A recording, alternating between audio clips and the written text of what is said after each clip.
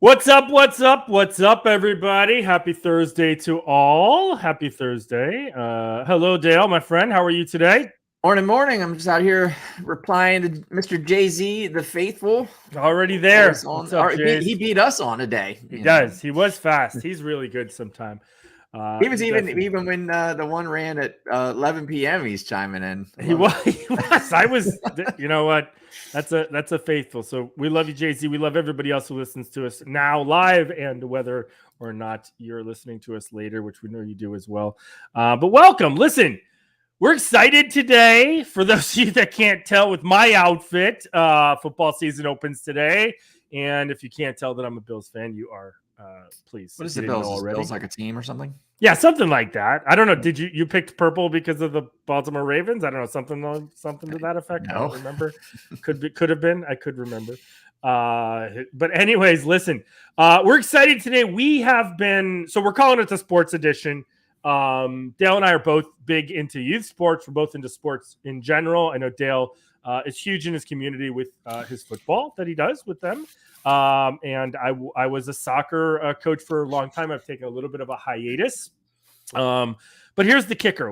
There's a lot of things within that we've been wanting to do for a long time. So normally on the Lions Den, we have not talked about what we were going to talk about. We did on this one because honestly, we've been waiting for a long time to talk about this one because we think it's important. I mean, I think it's leadership issues. Period. It's how we deal with them on a youth sports level. But we're going to talk a few things there. We're going to talk about that.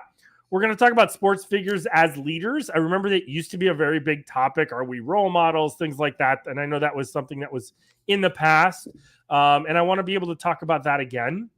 And then we're going to get into a fun one. What does the GOAT mean to you? What does that mean? What does the greatest of all time mean to you in sports? And we'll chime in on that one too as our third question. So we did have a little bit of preview, so it's not as much, but we have some good stuff today for you. So let's dive into it. Let's talk you sports, man. So why don't give me your background? I'll give you mine, and then we can talk about kind of how we look at it from our perspectives. Yeah. For me, it obviously all starts with having the kids. I mean, my personal background is I sucked at sports, in school and whatever. I mean, I sucked. In fact, I just being like, a little bit of Napoleon syndrome because I ran around in high school, even on the varsity team. I weighed 120 pounds soaking wet. That's how I showed up to boot camp. So, hey, those of you guys going to Marine Corps boot camp, hey, that's a good gig because I got put in the front of the line going to the chow hall, and I had to cram it all down and go get back in the back of the line and eat again. And I can tell you, I can eat, so I like that. But either way, wasn't really big in sports, even when you and I I enjoy sports for what they are today. I'm not that guy that's all into stats, names, blah, blah, blah. But how did I get into it? My oldest, who's 13 now, wanted to play football. He played football a year, and I was a sideline dad. By no means like the sideline parent that, bitches and whines and complains about the coaching and all that stuff. But I was watching. We'll talk about that. Yeah, that's a good topic. Yep. I got a lot of feelings on that actually, and do's and don'ts and whatever. But anyways, me too. The year following, my son wanted to go back. Play again, but as I was told at the time, my son was going to stay on that team, and the head coach was going to stay on that team, and the other assistants were going to go up to the next age group. So I went up to who I thought was going to be the head coach and said, "Hey, man, a lot of fun watching you guys out there. My background in the Marine Corps as a platoon sergeant, running PT and all that stuff. I said, I think I can bring some value to the team with conditioning, because my high school sports, playing soccer, I was a soccer guy, varsity in high school. One thing that really I felt gave us the edge is our coach conditioned the crap out of us. Like he wanted, us to be conditioned first. And it did make the game easier for us. I'll say, like, we had more success because we weren't competing also with ourselves and our endurance, let's say. So, coming off that, I kind of threw my hat in the ring to be an assistant next year, since all the assistants were going. I had no football IQ, right? So anyways, next year comes, I submit the application to the local youth org, and The member of the board we're local. We only got a few thousand people here, so everyone knows everyone. So the president of the board was actually a neighbor in youth, John. He calls me up and he goes, Dale, we got your application to coach the that time 7-year-old team. So we think you should be the head coach. And I'm like, John, what are you talking about? Be the head coach? I have no clue about football, man. Like what? And he goes, no, man, it's good. You know, Brian, who was the head coach, I thought was Stan, he's going to go up. You're going to be the head coach of the 7U team. And my response was like, John, look, if I'm your last best option, then count me in, man. I'll figure it out. And I did. I just went heads down, but just like we do, right? I went and bought the books. I went and started reading, started studying, started getting a game plan. I built this awesome little playbook that was superhero themed, right? Our plays were, because they're 7, 6 and 7. It's the Batman. Run Batman. Let's run the Hulk. Run the Hulk. Literally, run great. Superman left, Superman right, Batman left, Batman right. And it was a fun season. And started to learn a lot about the sport. And now I've coached that team now 7 years later. We've won multiple championships, including last year's. But this is where the leadership comes in. I still know only what I know with football from the experience. But it's through, and this isn't braggadociously, it was through saying, hey, my job is to lead this team. My job is not to be the football grand wizard Belichick of our organization or whatever, right? My job is to put together a team, and that includes putting together assistants and so forth. So we're back at it. Like it's this time of the year, that is my second full-time job, because when I'm not working on my craft here with Lions Guide, I've got PowerPoints up and I'm moving plays around and kind of.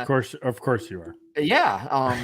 That's what's made me successful in that. Like we've had a winning season almost every season, minus a COVID year, that things were quite a debacle, just in the org, and where we played that year. But, so I attribute a lot to the necessity of quality leadership. And this goes back to our force comment, like, leadership makes or breaks the success of organizational unit, be it a team, be it a youth organization, be it a business, whatever. So here I am, coaching 7th year on this team. We're back at it. We got to go repeat this year. And and I think it's important that the viewers understand too. And we're going to get into parenting and coaching and a little bit more deeper, but I think it's really important to bring out the fact that in the beginning and still now, you're a leader of fun, which there's no recipe necessarily for that, right? Because there's a fun factor that has to be, we talk about coming to work and loving the culture. Like your job there is to have fun. Like that's the number one goal is to make that happen. So for me, excuse me, a little different pathway. I was a soccer side, so had the 2 girls. Was in Pensacola at the time. Started doing youth soccer with the girls, just having a lot of fun, just like you, right? Just kind of having fun. At that point, it was about basics for them, so it wasn't about necessarily technical plays or whatever. But it was just as a kid. What's that? Were you a soccer player as a kid? I was. Yeah, I played everything. So unlike you, although I was skinny and not weighed a lot, I was taller, obviously at 6'2", but still skinny. But played every sport, so it was a huge. I was sports. I love playing. I could play any sport pretty well. Like I wasn't the best at every sport, but I was good enough to be on the starting team for every sport. But if that makes sense, like, so there was always the guy that was better or whatever, which is fine. I didn't really care. I just loved to play. I love to get out as an only child. So that tells you a lot too. I just wanted to be out of the house and on a team or something. I'd be like 5 days before a game, I'd have all my stuff ready, sitting there, like I'm ready to go, like that type of thing. So, but when I got older, and then especially once we had the kids, I love the coaching aspect of it. I love teaching, period. Like that's in my blood, and coaching is a form of teaching, obviously. And so I never played baseball, but we tried with the girls. We just tried different sports, and soccer stuck.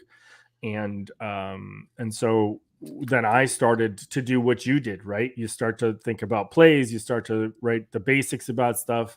I probably overdid it in the very beginning with technical stuff when I should have just been, or tactical stuff when it should be, working on the basics. But I learned, and I went back and again, I don't, and I don't know if football I don't know anything about football coaching a little bit, but I did what you did, right? I went and got my license. I got my USF, US United Soccer States license. And then when we got to Maryland, I got on as an assistant, and then was able to take over as head for a while on a really good, I had 2 teams. I had both daughters on both teams. And it was good because I was learning a lot of things about stuff. And to be honest with you, I've now, since moving to the Kansas City area, I've probably learned more about the game not regressing, but just sitting back on the sidelines and watching after having coached for so long. Now I could sit back on the sidelines again as a parent. Because I think at some point, and you're probably going to face this at some point, is when you can't really grow it anymore, right? Like it's just not you anymore to grow it, especially for your kids. That you're going to find that little model that works and say, okay, it's not me anymore. And girls and boys may be different. I know there's definitely a difference in them, of how they accept sports and accept coaching. But I think so I've learned a lot, but I did the same thing you did, right? Went and got some books and talked about tactical books. And, I give my pointers to the coach. My daughter's a goalkeeper. For those of you who don't know, I'm really proud of her. She's Olympic level, development level for the state, and made the Midwestern Conference, which is a good thing. And then was second in the nation at Keeper Wars. She's a goalkeeper. She's 5'11". And so that I still help out with, because that position doesn't get us enough attention from soccer. Because youth soccer coaches have to worry about the whole team, so very few of them focus on goalkeepers. So I do help out with that piece as well to keep doing it. But it's about it's about being fun. It's about, to me, like I have to build that in to the schedule of saying, I want you to have fun, like that. They need to be kids. And I think that's probably a great jumping off point when we start to let's talk about parents and sideline parents and how you deal with them and how I've dealt with them. Okay, can I give my philosophy on it first? Yeah, please. It'll be enough absolutely. to get us started, right? So, so something I've learned, especially over the last 3 years, that I point out to other coaches, and is actually a part of my preseason speech, is, you mentioned fun. Well, what's going to make this season fun is the culture of the team, right? Yeah, because absolutely. you could go, you can have fun, win or lose, right? It's the culture of the team when you're winning and when you're losing that will determine the fun factor of the experience, right? Because, I think, like, signing up for a sport, I'll stick with football for a moment, like you're signing up for a season, right? Right. And the experience is the whole season. It's not just the games and the record at the end. It's the practices. It's the outside, off the field activities with the team. It is the games. It is that experience. So, one of the things that I've come to understand is, and this kind of, it reminds me of you did a leadership thing. Was it the trifecta or triad of leadership? Yeah, so about that. I'm gonna talk about my triad for coaching here too. So so similarly, like, there's a triad to the culture of a youth sports team, which is the culture amongst the coaches, the culture amongst the players, especially led by the captains, and the culture of the parents. Like the parents, the captains, and the coaches all are the triad of the culture of the team. Why? Because they're all in a leadership influencer role. I can't see that. What is it? It's a triad. So they all have the influence of the team, right? The parents have the influence of the kids. The coaches have the influence of the strategy and positioning and execution. And then the captains have the direct influence as the example setters, right? They're the ones that are the men in the arena, if you will, who are, setting the example amongst the other men in the arena, right? They're the ones that they're looking at. They're the captains, right? So I point that out early, and I go, look, Mom, Dad. Well, number one, I take my responsibility of bringing the coaches together, like, and I let them know, like, hey, I'm the head coach. Funny, I start the first head coaches meeting and say, who wants to be the head coach? Anyone, please. But the truth of the matter is, most people don't want to be a head coach. Correct. These days, because of the, what we know as the burdens of leadership, a lot of criticism, a lot of failures, but you're going to wear it. You're going to take ownership of the team. Like that level of leadership responsibility, a lot of people just don't want, especially when you're a volunteer. So I always start with that. But anyways, it's important to me to get the culture of the coaches together and give them all a job, in their area of responsibility. And then I go to the parents and, we have a team meeting that talks about what I call the poison pill, right? I let them know, I'm not a professional football coach. I only know what I know. I've had successes and I'm still here. But despite everything I do, and we're going out here and trying to make a great experience for the kids, all that effort will be for naught if at the end of practice, your child gets in the car with you and the whole ride home, all you can talk about is how crappy other players are, how crappy the coaching is, how crappy the plays are, how crappy the play calling is, and you would have done it so much better. And I'm here to tell you, you're 100% right. You would do this so much better than me. But the fact of the matter is, I'm the one up here doing it. And if you get in your car with your kid and everything that you say, I promise you, I've seen this for 7 years straight. The parents that get in the car and poison pill the sideline and poison pill their kid, that child walks right into the school the next day, walks right into the next practice, and parrots everything that parent says. And there goes the culture, right? And that's the power that the parents have. And I call that out early. There's always one. There's always at least one parent that poison pills the whole thing. And I call that out and go, it doesn't need to be that way. It just doesn't. And so I call it out in front of everyone as part of the early team meeting. And then I pull the captains aside and start to get into them about their mindset, how they present themselves. And I feel the captains have to set that example that affects the culture, right? Like what I want of the team. I want you to play smart. I want you to play hard. I want you to play tough. And the captains are the ones that carry that flag, right? We talk a lot about setting the example. Those are my guys that are setting the example, right? I'm just a coach yelling from the sideline. I'm just a coach kind of, pulling the levers. I can only do so much, with regards to the actual on the field. It's the captains who have to kind of carry our culture in their arena. So that's where coaches, captains, parents, they're my culture triad in the youth sports arena. Yeah, for me, it also begins at a meeting in the very beginning, right? And I talk to the parents, and first of all, I know that none of them can do it better than me, so there was a difference of I knew that, and I played as well, so it wasn't.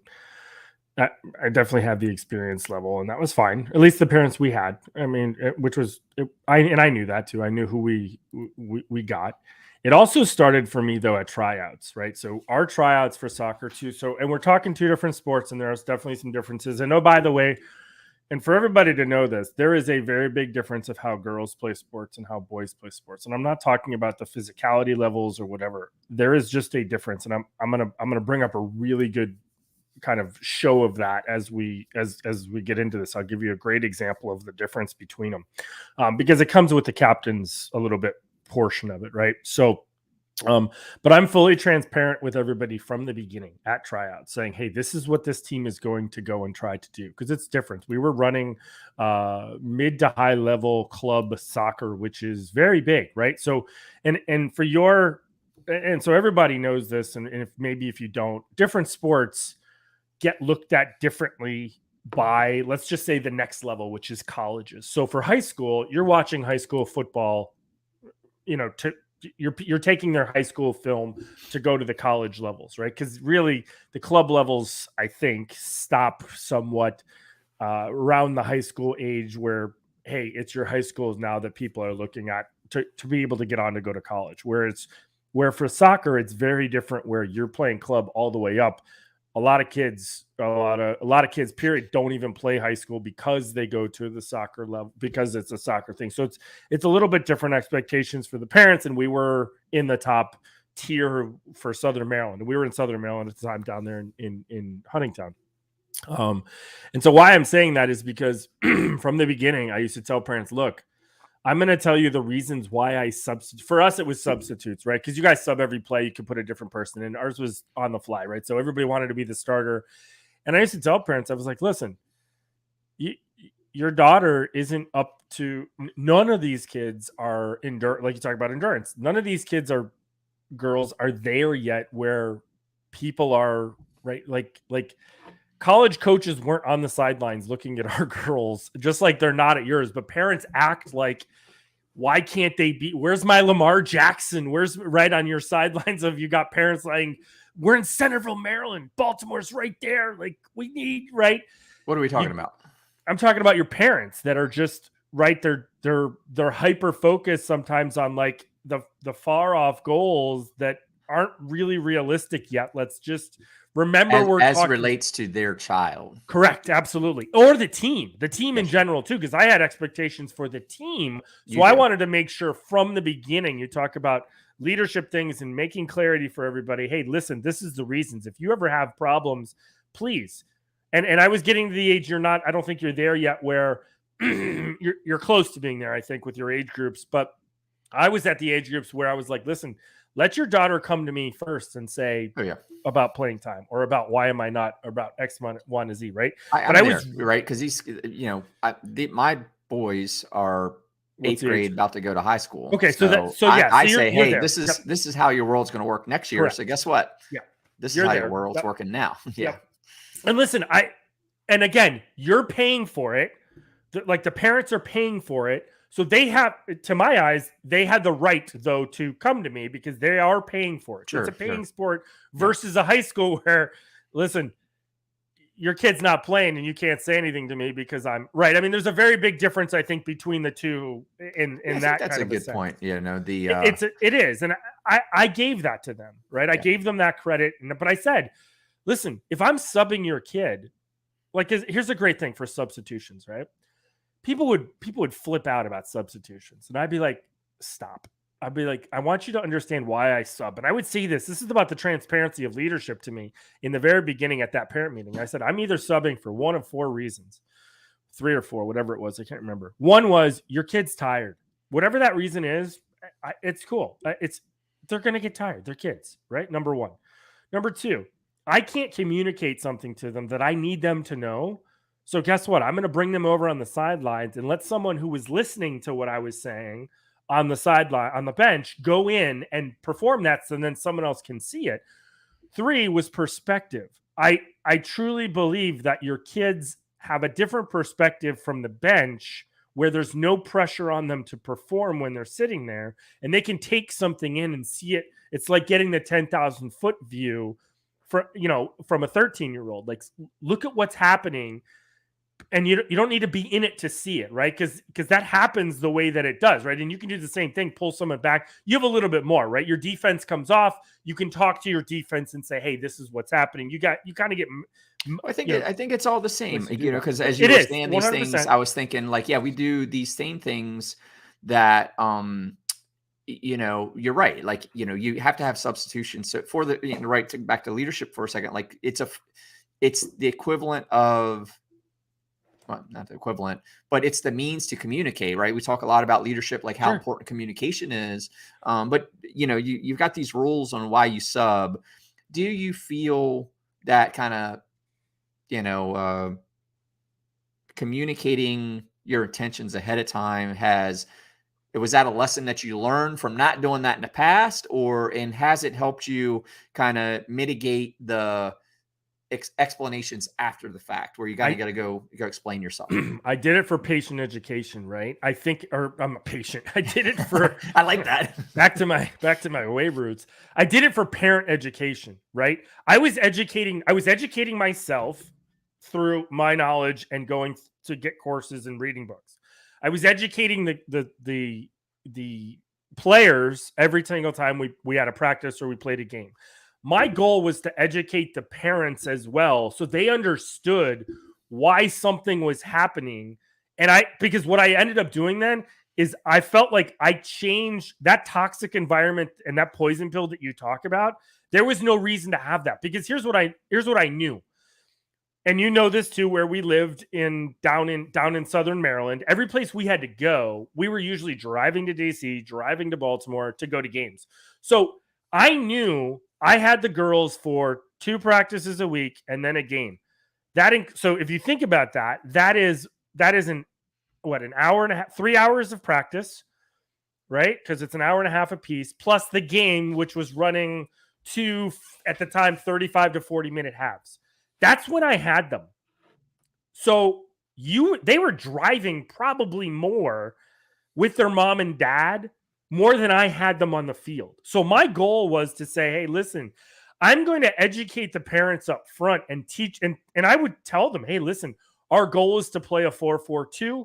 That's this kind of a style. This is what we're trying to do. We're playing in a higher league. So I'm anticipating that you're not going to see a lot of like attacking scoring. We're going to do something called counterattacking. We have a really good goalie and I would tell them that as a basics in the very beginning, because I knew the team we had. And I would say, this is what we're going to do. The expectation was there. The foundation was built for them.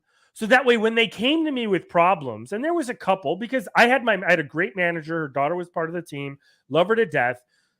And she would say, hey, I heard this. And I would say, oh, okay, cool. Now I know what's kind of the rumblings would be. But I had 2 instances that will stick out in my mind forever. And I want to go into them because I think they're important. I had a mom who would not be quiet on the sidelines. One of those parents, right? Would berate the ref. Actually, I had 2 parents do this. I'll tell you both stories. Would berate the ref and just, right. But she would argue and she'd be like, my daughter's better than that person. And so I pulled her aside and I said, hey, look. So she would say her daughter is better than another player on the team? Correct. So why are you pulling my daughter out to put that player in? And I would say this like as part of a show in front of everyone? Yeah, she would be pretty open.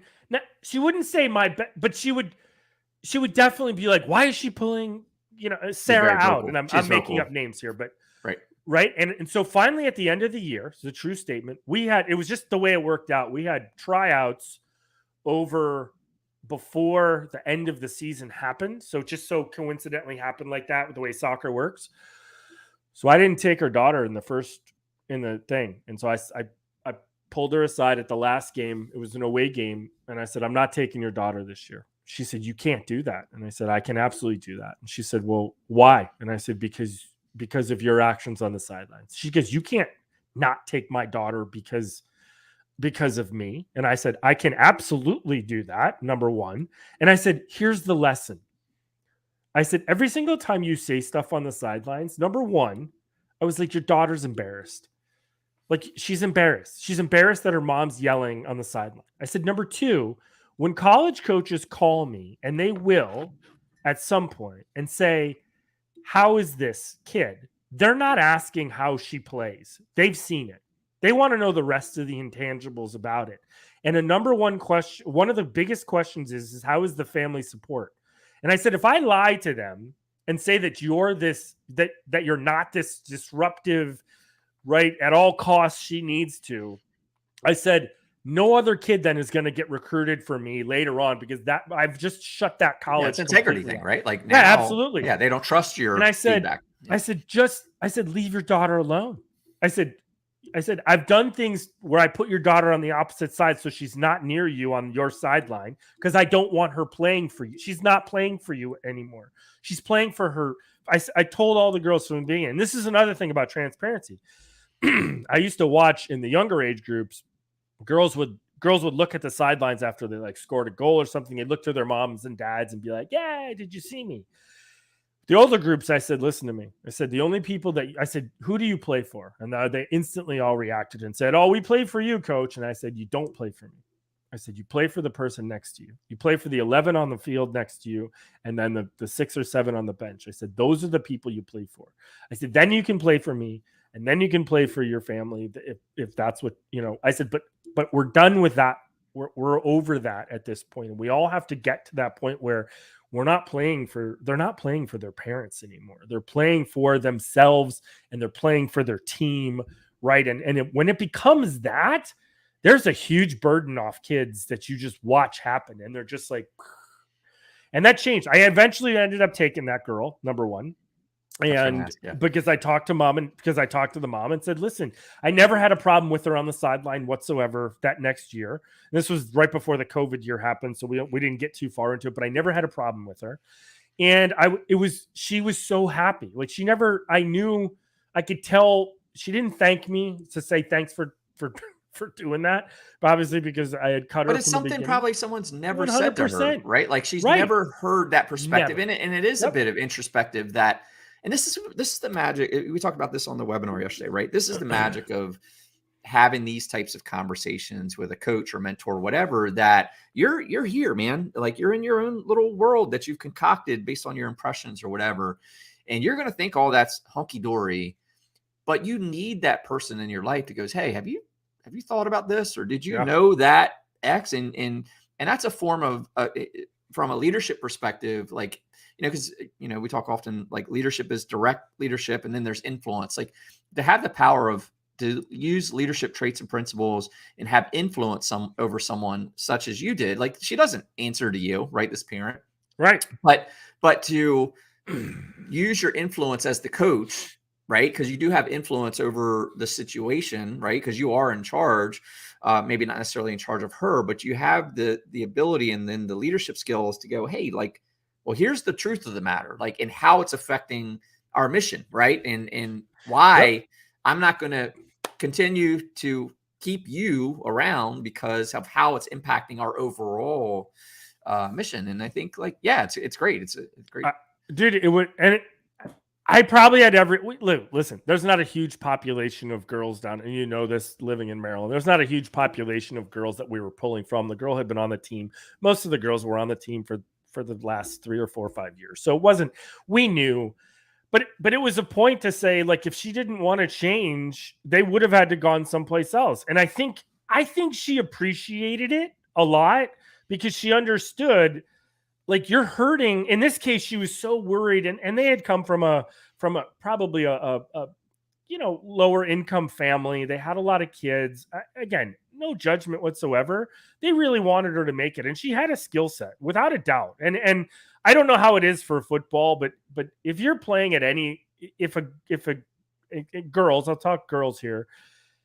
There's a college out there if you really want to play that you could get on a team and play in college. Like, I don't doubt in my mind that is there. You just have to know, maybe an NAIA, maybe a Division III, maybe it may not be it may not be this Stanford, North Carolina, Duke thing that or Florida State thing, whatever. But I think it's probably the same for football, that you could probably get on a low team that has a lower level college team and just continue to have your thing. Because I'll be honest, and we'll get into this later, but when you get into when you start getting recruiting, I think this is where my triad and the one you kind of described that I've described you before, it's so important because they're going to talk to the family. They're going to talk to the player. And there's a lot of fits that have to happen in all over that. And the earlier, listen, I made the mistake of putting a lot of pressure, and I didn't realize this on my own daughter, and inadvertently, because I always knew, listen, she's got to be a kid.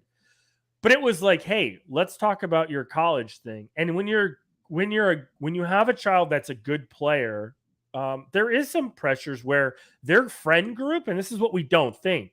If you had someone that was really good on your team, right? And you're talking to them, or you're starting to say, dude, you can play in college. Here's what's not happening. And I want all parents and everybody else from a leadership perspective to think about this, because we don't think about how the whole picture, right? Dale and I were just discussing before how sometimes in leadership, what you can end up doing is what you think is a really good idea, and even preparing for something has a very different complication and very different connotation to someone else. I'm going to tell you how it happens in youth sports.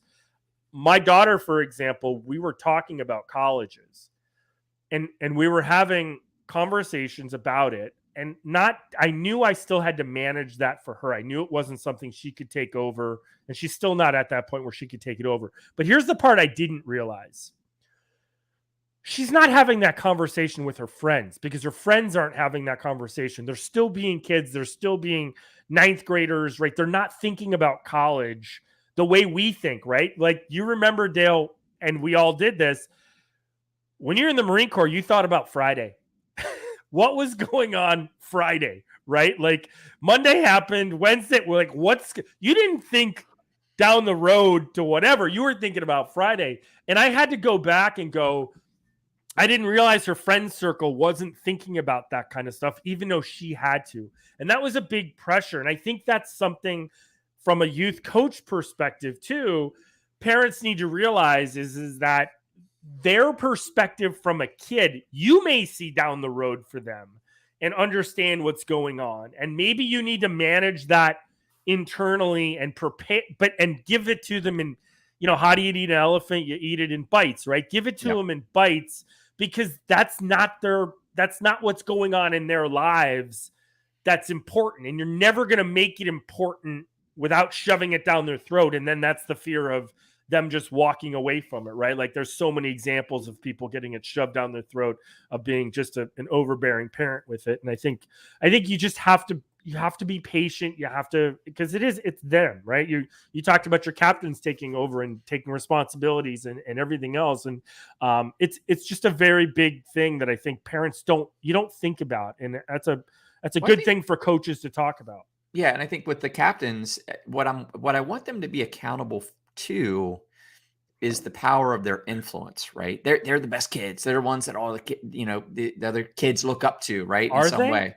No, and I mean, I said that, I knew that was coming, but they're the kids that, like, the other kids look up to, right? And I want them to recognize that power, the power they have of influence, and maintain a standard of the culture of the team. And in football, I had a talk with I'm fortunate enough to have two quarterbacks on the team, both very great assets. Some teams can't even get one, but I talked to the quarterbacks the other day and go, look, when you're going to get tackled more than anyone else on this field. You're going to take hits more than anyone else, likely. And what I want you to know is the difference of whether you're hurt or you're injured, right? Because you're going to get tackled and you're going to take the dings, and the helmet's going to hit your elbow and whatever. And I want you to first and foremost be clear about what being hurt is and what being injured is, right? Because you're going to take the dings. What do you think is good for the team? If you're injured, you're injured. I want you out, right? That goes without saying. Yeah, let's talk about when you get hurt. The speech I gave to them as an example, I said, like when you go out, right? Oh, my elbow, my whatever, you see it.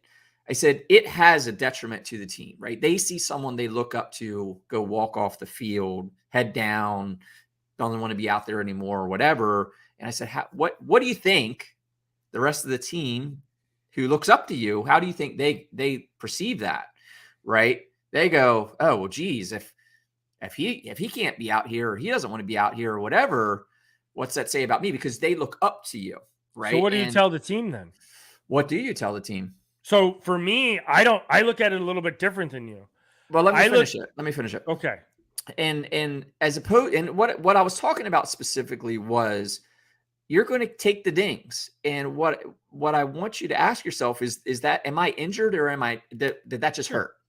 Right? Sense. Because if you walk off the field every time you get hit in the arm and it hurt, yeah, it has a negative connotation that drags the team down. But if you take that big tackle, which you're going to get sacked, let's talk to the quarterbacks, like you take that big tackle and it hurt, and you get up and go, is that all you got? And you get back online. I said, what do you think that has as an impact on the team? That's going to rally the team to go, oh, okay, yeah, we're in this. We're ready to go. So my point of this whole story was, the captains have a tremendous amount of influence. And the responsibility I put on the captains is to understand that influence and toe the line with the standards that will make us a successful football team. We talk about it, right? In the power of their influence. Yeah, and I think I can't and again, there's very big differences between girls and boys. It's actually pretty funny. I couldn't get girls to come off if they were injured. Like they didn't. Sure. Don't take me out, please. And there's those. I think those are players. Period. Like, yeah, and I think you definitely have that. Yeah. I thought it was really interesting, and I want to sort of wrap this up a little bit because I knew we were going to go long with this one. I want to because I think it's such an important thing about that. The differences between the leadership styles between coaching females and coaching males at young ages, I think is very different. We saw it very much. You could be very gruff, very rough, very kind of aggressive with boys. And I got a great example, and I had a good friend named Jay, and he was our leader, and he was our leader. He was our technical director. And we had the same field. So we used the one side of the field for the half, and he used the other for practice. And we did it specifically. We both had 06 girls and boys. And so we did that specifically so we would play them and scrimmage with them. So our girls were scrimmaging against the boys, which was great. And he would put his people in different positions like, hey, you're down 2-0. What are you guys going to do? And that would totally help us. So there was the advantages that we have, but our girls won sometimes, and they boosted morale. Like, oh my God, we just beat the boys. So it was great. But he said to me one day, I came to practice, and he goes, just leave them alone and watch what happens if you wait for the first 10 minutes of practice, and you would see what the differences were. And I never thought about it to watch the differences. And he goes, just stand here with me and we'll act like we're talking about tactics or something and watch the two differences of what they do. And we're talking initiative, right? So everyone's there. Practice was supposed to start, and you didn't start it for 10 minutes. I did. You just let it go. And he did too. Same thing, right? And this was kind of before as well, right? And there was no set, like it was, do you want to start start your thing? They didn't have watches on, so they didn't know what time it is. But you watched them. The boys would go to the corners and they would start taking corner kicks, and they would just do corner kicks, and they would jump in the air with these stylistic Brazilian bicycle, like flicking it off their feet, right? And I watched the girls, and the girls would get together and they would go, how was your day? What did you do? Right? And that's what they would do. And I was always like, well, why aren't you guys doing these corner? Why aren't you guys because it was a very big difference that girls needed emotionally, and just how now neither one was wrong. You just watched and saw that there was a camaraderie piece that was not built from actions. It was built from words, right? So the girls were using their more social than physical. Absolutely. And it was their way of bonding for their team, versus the guys could bond very nonverbal, very action-oriented communications. And that was bonding them to see the two groups do that. So the next probably, we had kind of 2 seasons that worked throughout. But when we got to the spring season, I had said, hey, I would like everybody there 15 minutes early. And that gave them their time that was much needed for the girls. And again, it wasn't wrong.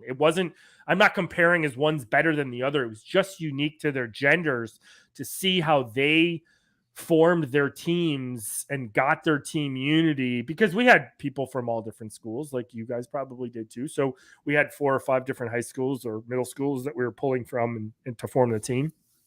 But I thought it was just really interesting. And the way that, again, girls are very much more literal. I tried to one time use an example to call somebody out and say, hey, they had a bad game, and then they came back, and she didn't hear.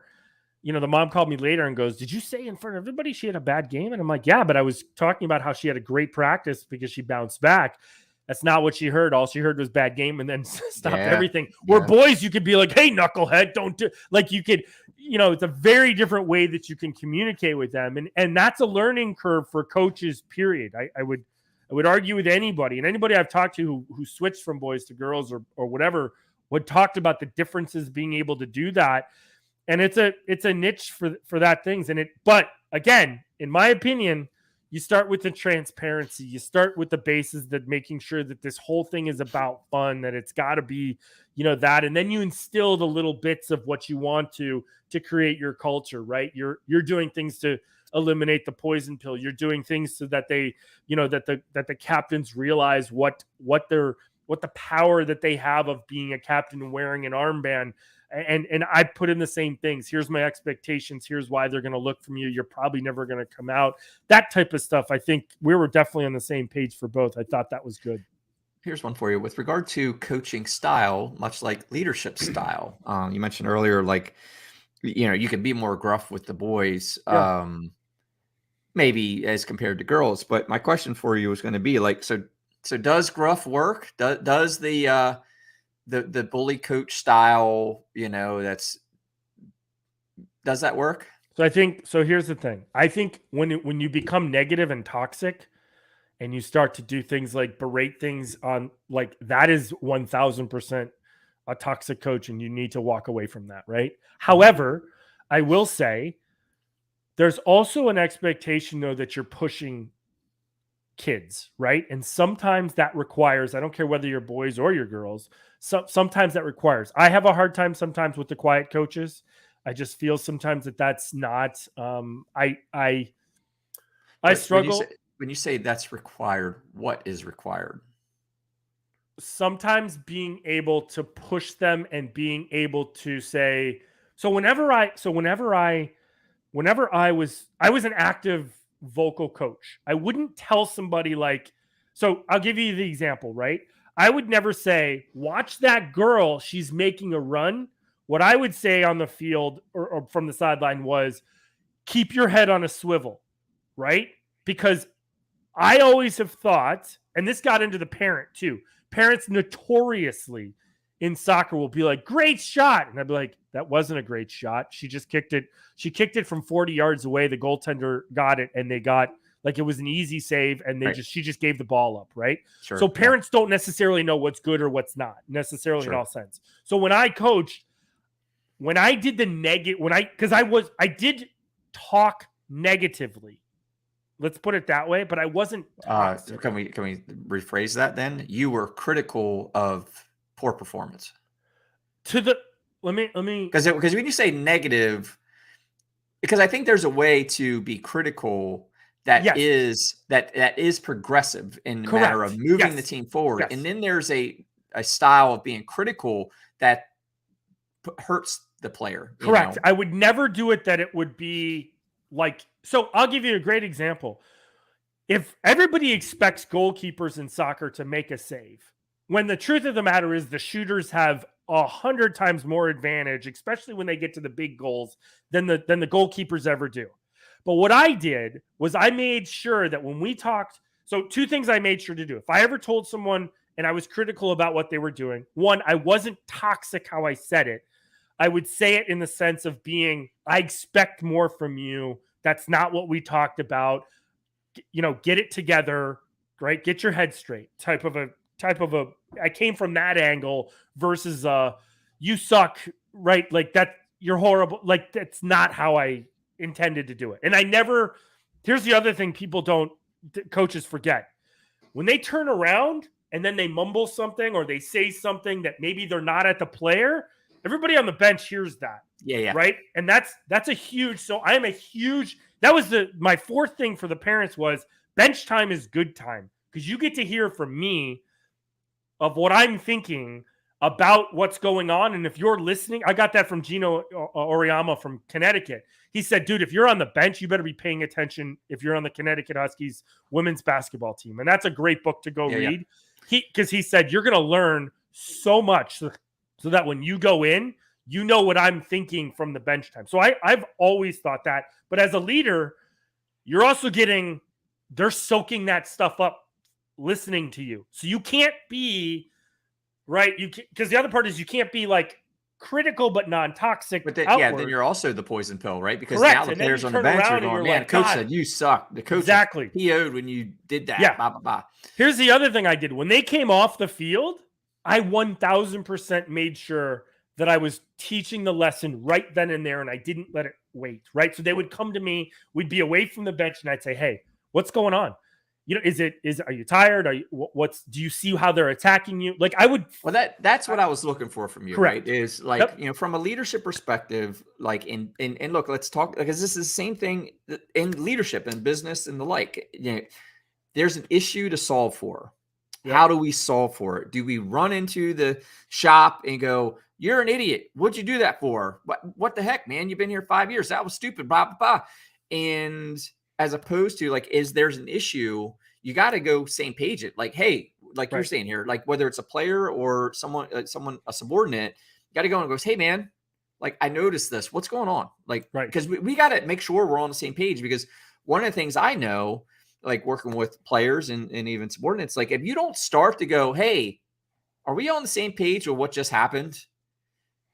That's an important thing to know, especially before, youth. Before Especially you start youth, the criticism, even because so I try to go like and like, and I'm not perfect at this, right? Like, because there is the emotional aspect of sports and all that, right? It's tough.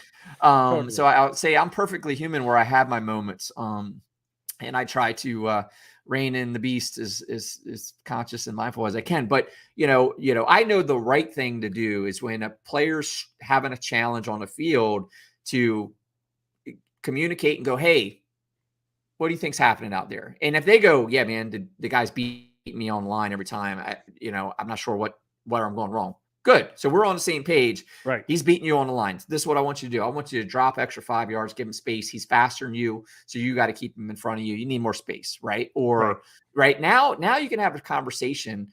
But again, if you're not, if that player comes off and you go, "Hey, man, what's going on, man?" "Nothing's going on. All's good." Now you got to go. Well, now you got to actually level set and make sure that you're both. You got to explain that there's a problem. Right. But I guess what I'm trying to get to from a leadership perspective, on or off the field and workplace, is the tact, right? Like the tact that you take to deal with an issue is very important. Yeah. And I have a rule amongst my coaches that, like, we're not screaming and yelling at the boys from the sideline, right? When they screw up, like when you see it football, it's a toxic trait where you see all the coaches, like everyone's screaming and yelling, and they're screaming and yelling at them. I go, that kid knows he screwed up, right? Like 9 times out of 10, they know they screwed up. What do they need right then? Do they need the coach to go, "You screwed up, Bob"? Like, do they need that? Or do they need to encourage them to go, "Hey, man, what do you think is going to help the kid in the interest of what we're here for, to win this game, to build the players, whatever the case may be. What do you think is going to move us towards that end?" The coach that goes, "You screwed up. What are you doing?" Whatever, and says all those negative things, or going, "Hey, do you know what happened there? Like, do you need a break?" Like you said earlier, do you need a break? Whatever. Like, we have to help solve the problem, not just be gruff and negative and make the kid feel worse. Yep. And the same thing with employees. Like, if they know they screwed up and they own it, right? That's it. Like, we've talked about Relentless, Tim Grover's book, right? Like, they talk about like A players. Like, if you walk in and the what they call the cleaner is on you, all they want to hear is that you screwed up and it's over, right? Yeah. And I think that's the same thing. Like, if the player knows they screwed up, the subordinate or the worker or whatever knows they screwed up, and to the which they're ready for remediation, they're ready for corrective criticism, whatever, or they know what they need to do and they're doing it. Like, the negativity doesn't even have a place, right? We need to be progressive. And I know, like I say all that knowingly, and certainly haven't done it in the past when caught up in the emotions of the consequences.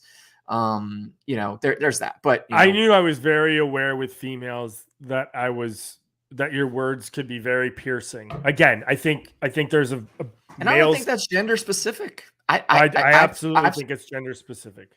I would disagree, man. I've coached boys long enough to know that you can break a boy down with your words. I think the difference is you might not see it as extrinsically with a boy than maybe you're a girl. But I can tell you'll break a player down when they look up to you, you're their coach, they screwed up and they know it, and you berate them, they're coming down. Like, you're not helping them at all. So, and maybe it's a difference. I of 100% agree with you in the sense of saying, when you berate someone, that the effect is the same for boys and girls. What I will tell you, though, is that I just saw it like that time that we had a center back, and dude, I'm telling you, she was solid. Like almost never made any plays, never came out of the game. She was solid, absolutely solid. She had a bad game, which happens. I mean, everybody has a bad game.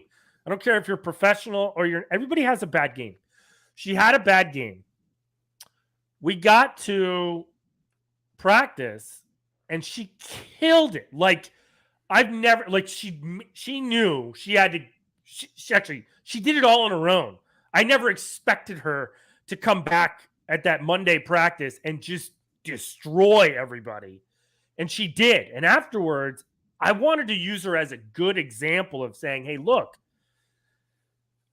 Sarah had a bad game, and look this is how you come back. This is the effort that you give, like when this happens, and what should be doing at every level, right? I didn't realize that just saying she had a bad game was going to get, like, didn't hear any word except that. So I'm with you with the berating. I'm just, again, and most of listen, and I think this is, you can be positively negative, critical to someone when they're out on the field, right? So without having to berate, I can get a point across while still doing, come on, I expect, come on, you got this. I expect, like, there's ways to be able to be this positively, but they still know, damn, okay, coach knows I screwed up. He didn't. Sure. There's ways to do that, and when you get good at it, you'll realize it.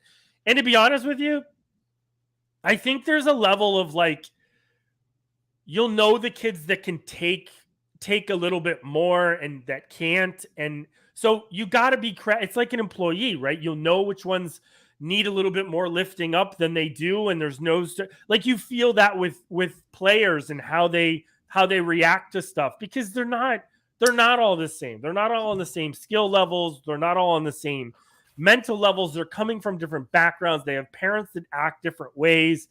So I think you as a coach just needs to know, but I was never, ever, and I still would never be a berating type of a coach where you're calling someone out for, it's like saying, it's the difference of saying you're acting like an asshole versus you are an asshole, right? Mm-hmm. Like, and there's my two for my thing, but it's being able to do that, right? It's being able to say, guys, you're playing like this versus you guys are this, right? There's a very big difference of line to be able to do that, right? So I just think again, back to, like, we talked about culture, and what we're talking about now is game time culture, right? I think as the leaders, we have a responsibility to keep driving towards the goal in a manner that drives us towards the goal. And it comes back to checking your emotions in the face of challenges, being, on the line and path of, okay, we got a challenge before us. How are we going to solve for it? And certainly going and maintaining your tact is important, and going negative and, toxic, going toxic, I don't think is ever, never helps. It's never called for. You don't need to. You could do so much other things. And I think, like, anyone listening, whether you're a leader and a manager in the office or a coach on the field, right? It doesn't matter if you direct it at the employee or subordinate or not. Like your point, like, whether you're yelling at them or not, or you're just, like, being dramatic about the situation, it's the same thing, right? Like, if you're stomping around and you're all PO'd, like, whether you're verbalizing it directly at them or not, or you're stomping around the office, slamming doors or whatever. It's actually worse. It's the same thing. Yeah. I mean, because both have side effects that are just that just go through everything, right? If you're like, because listen, for kids too, they don't want their coach to be. They want their coach to be happy with them. They know you're on their side, right? Yeah. Yeah, like, and employees are the same way. I tell my boss this all the time. I'm like, whatever small of a family you believe we have, at the end of the day, like, we want to still do well. Like, we want to still do well. We want to still be what you want us to be. And I think every employee wants that, right? You don't come in going, I want to suck at making fries. That's not what you want to do. Like, you may be very content just making fries, right? And your ambition isn't to be better isn't to do different fries, and you can do, but just being good at something over and over again makes you, it eventually makes you an expert in it. And so you don't have to go above and beyond to be, because if you looked at your team and said, dude, I've got superstars that are breakaway guys that can do stuff, then I got guys that I can trust 100% of the time. It's the difference between the Mickey Mantle and the Babe Ruth. Of one's very consistent, one is either striking out or getting a home run, right? Like, right. So you have that, but either way, you want everybody, and everybody wants to please and really just do their best. I think, especially when you're talking youth sports, like nobody and one of my rules for my coaches, albeit they don't want to always follow it, but I think they're pretty good about it because they know the intent. The ability to detach from that emotion is I'll tell them, like, hey, don't coach your own kid, right? If there's something going on with your own kid, like, give it to another coach, give it to me, tell me what you're feeling, what you need to solve for, because as a parent, it's hard for them to detach from that. Yeah, I had a lot of that, obviously, because I coach directly. And honestly, I'll be honest with you, it's funny because most clubs are worried that they're going to treat their kid more positive. Like, that kid's going to play when other kids aren't going to play because their dad's on the team or their mom's coaching or whatever. The truth of the matter is, in today's day and age, what I've seen is that, and I know I've done it, I was more harder on my kids than I was for the other kids. Like, the standard was just, I expected you to do it. And I can remember, it's kind of funny, I can remember one of the first things when we were doing youth soccer, you probably saw this too. When you're coaching your own kid when they're young, one of the first lessons they learned, I always thought this was great. Well, wait, Dad, I'm your kid. Why aren't I first in line? Like, why don't I get to be first in line for the drill? Oh, yeah. Right. And they're like, hold on, Daddy's coach now. So everybody gets a turn. Like, you have to, that's the first detachment that you walk through with youth sports. If you're going to coach them when they're very young, is saying, I'm technically not daddy right now. I'm technically coach. And then when you get older, you get that. But my daughter was the same way. Like, she would be like, I get it. I'm good. Like, and I didn't, most of my stuff to correct with her was going to be later on. It wasn't going to be after the fact. And so you work your way into it, right? It's a different hat, right? Because part of my parent speech at the beginning of the season, as an example, is like, we all have perspective. As a parent on the sideline, I'm going to tell you, you're going to be hyper-focused on your child. Right. Your child in the game or on the sideline, you're going to be hyper-focused on them. I said, my hyper-focus is the whole team. Correct. Right. So when you are the parent coach, you got to know, when you're the coach, your job is not your kid. You're not wearing the uniform just to have the ability to be closer, to be hyper focused on your kid. Your job is still to coach the whole team. Yeah. And you got to know that. You got to, and that's why I kind of say, hey, you can't coach your own kid, because one, the difficulty rather of detaching emotionally, from what you want for your kid as the parent. But also the necessity of the role to help coach the team, Right. And I made it clear. And I think too, you were Marine, you understood about compartmentalization. That was the part I taught, saying, listen, we did have, obviously myself was that, but the coaches knew that, the technical directors knew, Keith knows how to, he's not detrimenting his, because the worry is, and where we are now, they have a strict rule. There are no coaches with kids on the team, strictly, right? I like that rule. And it's a good rule. Where it hurts is when you're a real coach and you really like to coach and you're doing something. This is where it's hurt me a little bit. I'll be a little bit personal here. Is that, like, when you have a relationship, how do I put this? This is a difficult one. Most people can't do what you're talking about. They can't compartmentalize the two, and you do end up with that.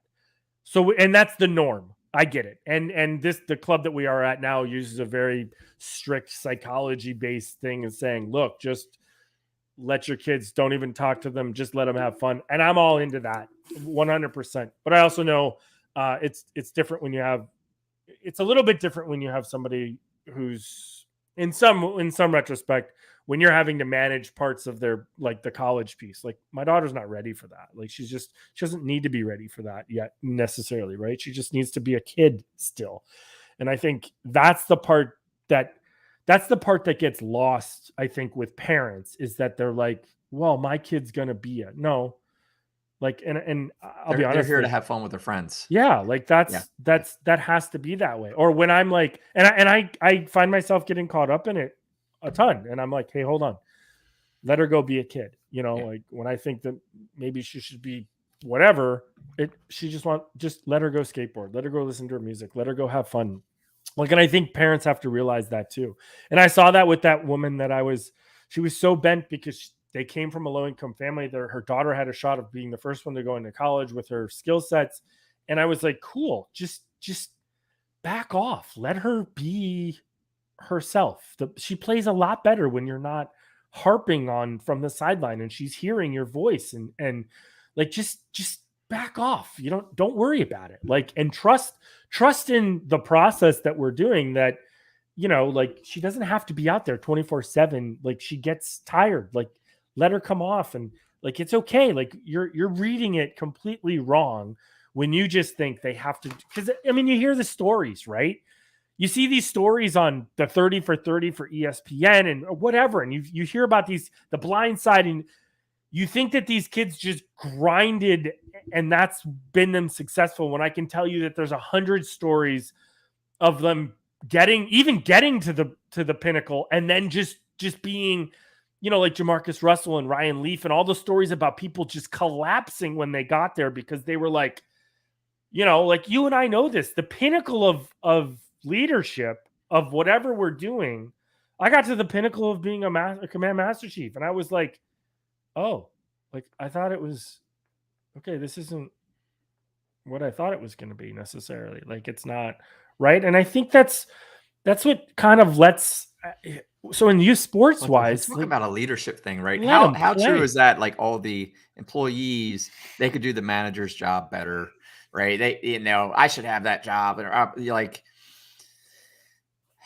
until you got it, like, yeah. I mean, it's not. I mean, and look, I think whether we pay, the argument is always, do we pay teachers enough? The answer is always no, right? We don't. We put money and value into people that probably, are EMS and providers and staff, and when they're most needed. In COVID, we found out those are probably the people that we should be paying the most. Pay our garbage men the most, pay our waste guys the most, because that's what's. But I guess the argument is it's not really an argument, but when you look at leadership, especially in youth sports, it's a different. The dynamics are the same. You just have to be right. Just you have to put the uniqueness of dealing with children, and put the uniqueness potentially with hyper-focused parents, and say, okay, just know that those are going to be some dynamics that you need to bring out and you need to address. And, I think you both, what you do with your poison pill and how you talk to your parents, with me, with my, with the triad and the base foundation of, these are the ground rules, just so you guys know where these are coming from, and why. I can remember too, the more we moved up, like, because Peyton has moved up, and the less we heard from the coaches. And I always thought that was, you're just creating back talk channels that you don't need to do, when you can say, hey, this is what's going to happen. And I've loved the coaches that have been open and honest about, just how things are and how things are going to be. And, like, I just thought it was great. I once had a parent run up to me and go, my daughter played 15 minutes. And I was like, oh, okay. I was like, well, you remember that when I brought her on, I said, she's a younger version and she's the problem. Not problem, it's a good problem to have. I said, your daughter can play any position, but she's not the best at any position. She's the next up in 4 or 5 positions, and I would trust her implicitly, but she's not the best starter. And they eventually left because they didn't think, but I was cool. I was like, I at least told you, and I would, because I loved I didn't love them, but I would love to have those conversations. Go, do you remember what I said? Let me remind you of what I said in the beginning of the year, of the foundations of our team and what we're looking to do. Like, Yeah. you need to understand that. The communication piece, I think, just is important, right? And it goes back to, like, 100%. If you're going to be a coach or whatever, and the whole point of this conversation today, we've danced around it quite a bit, but like the leadership is still there. Leadership still is a key component of the make or break. And to your point, saying, like you mentioned, you were just talking about communication, right? That you will appreciate the coaches who do communicate as opposed to ones that are just not, you're not sure. Yeah. And it does create this, it damages the culture. Right. The transparency isn't there, or it's perceived that it's not there. Right. Maybe it's an introvert, that's not all about the emails and, parent team meetings and all that stuff. They just want to get out there and do their thing and move on. Right. Like, I mean, look at Belichick, right? Like, man does not want to talk about anything. No. And it just leaves so much open to interpretation. But there is different key coaches styles, and just like there's leadership styles. But I think the important factor is, no matter where you are in leadership, you still have to recognize when things are working or not working, right? Because maybe your style isn't working, and you can go, well, I'm just an introvert. Well, being an introvert's not working in this situation. So probably got to make some adjustments here. Right. Or, hey, I'm that's just the way I am. I'm gruff. I yell or whatever. Like, hey, maybe that's who you are, but is that helping here? Right. And it's there's those dichotomies of leadership, not just being, the one trick pony, and one size fits all. Like, you've got to be malleable to the situation and the interest of the overall goal. You can't just come on and go, well, this is the way I am. Well, okay. That's the end. I agree. Well, listen, my friend, I figured we were going to go long with this one, so that's fine. We didn't even get to the GOAT. We didn't even get to the sports figures leaders. We'll save those for another time. So I want to wrap it up and just listen. First and foremost, what's on your plate? What's coming up with you guys? And then I'll give my kind of what's the rest of the month. But what's coming up with Dale? For me, anyone listening and interested, this week was the first, yesterday was the first of some workshops I've got out there, free and accessible to anyone. Next Wednesday, doing another one, doing a more interactive version. And if you're interested, you can sign up and get the recording of the webinar yesterday, which was 6 secrets of the most of the most successful high performers. What are they doing differently than the rest of us? It was a great session. We went through that yesterday, and next week, everyone's invited back. We're going to do more of an interactive session where we kind of, in a group format, go through some of the things that we talked about and start thinking about how we can conduct ourselves differently, what's helping or hurting us in our own efforts to reach our goals and objectives. So it's a lot of fun, like good session yesterday. Happy to see everyone that popped onto that. But yeah, we're going to circle back up next week. And then also for my existing clients, we've got my mastermind Thursday afternoon mastermind group. So we're doing some warm up post summer sessions, getting back in gear, as we kind of transition to the last 4 months of the year and getting resettled from the summer run around and things that we're working on and focused on. So it's good stuff. Yeah. And for the flip side, so we're excited. Next week is we'll be launching, Dale and I will be talking about the Everyday Leadership launch, the course that we're going to start launching, that I'm going to start launching. So we're going to be back on here to talk about that. Which will be super exciting. I get to kind of talk to you about them all. The webinar will be released probably that week as well, at least the first webinar video of that. So you can launch that on, as well as the ready sheets, to be able to see the ready sheets for that. That'll be on the webpage, should be starting next week. Mentorship files, since we have a 5-week month in September, we've got the mentorship files coming. I don't believe I've given you a Colin Powell one. I know I've done it for other things, but I really want to go through this 13 list. It's one of he's part of it worked for me is the book that I would absolutely, it's one of my top 5 in people leadership books that I use. So I want to give an ode to him because I have that 5th week. And then the 29th, Dale and I will be back on. We're going to be reviewing, there it is, The Truth About Employee Engagement. So We got a Pat Lencioni book that we're going to talk about, The Truth About Employee Engagement. I'm reading that now. It's very interesting about the root causes of why people are miserable at their jobs, because that's what we're trying not to do, is we're trying to make sure that people are happy to come to work and everything. So we're going to get into that towards the end of the month, and we got a great October coming for you. Some webinars, some new stuff on Lions Guide overall that we're going to start to hopefully bring in. Maybe even bring some fresh faces over the next couple months. We're working on that with you guys as well, to bring some fresh faces and some fresh courses.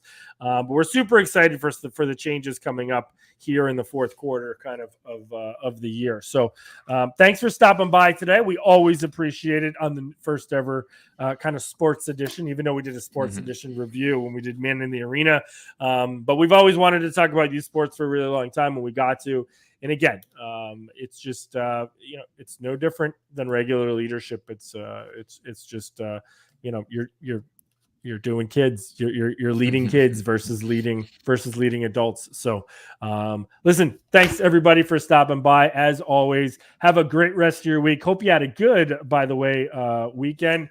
Go Bills today. Thank you very much. Got to say that one more time for the home opener of the NFL season, for the fantasy kickoff for everybody who plays.